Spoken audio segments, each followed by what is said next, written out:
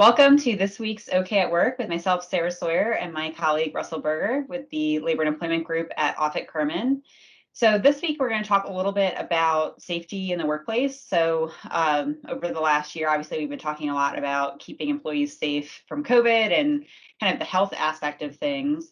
But I know with my clients that there's been a lot of things coming up with just tensions in the office and some other safety concerns.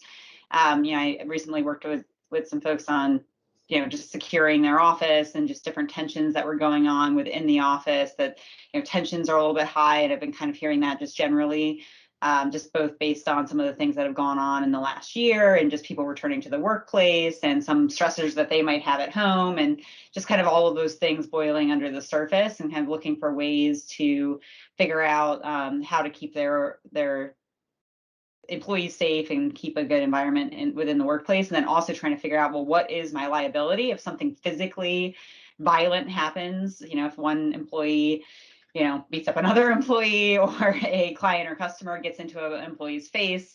I know that just happened recently here in Hamden. We have a local boutique where someone was refusing to wear a mask.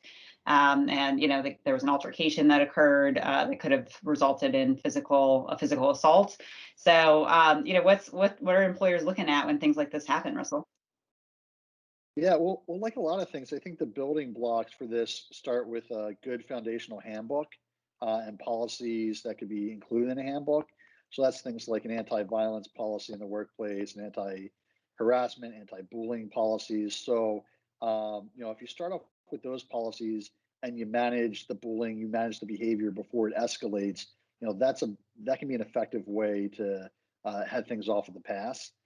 Similarly, a lot of employers have anti-weapon policies in their handbooks.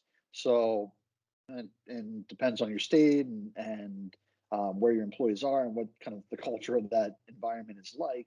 But lots of employers will have policies that say you can't bring weapons into the workplace.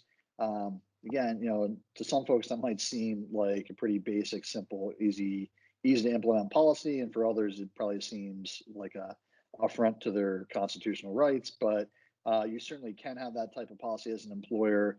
So, I mean, I would start there, which is just kind of laying the groundwork of, we're going to prevent these things. These things are clearly prevented. They're clearly against our policies. If they happen, we're going to take swift and strong action. And also, when the seeds are planted, we're going to address that too. We're not going to let it grow into something worse. Yeah, and I think definitely paying attention and from a management perspective and not just brushing things under the rug is a very important piece of this. And then also looking at the client issue.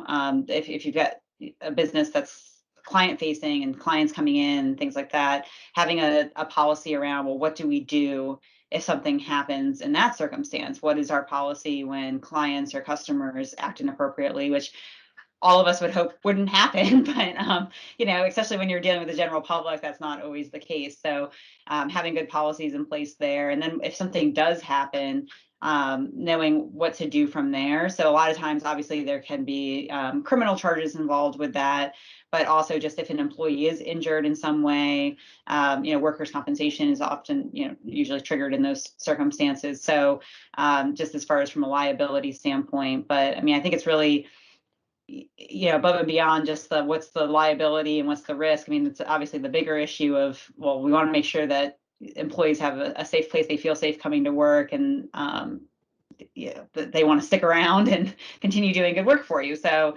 really, it hits a lot of pieces here, and important to pay attention to.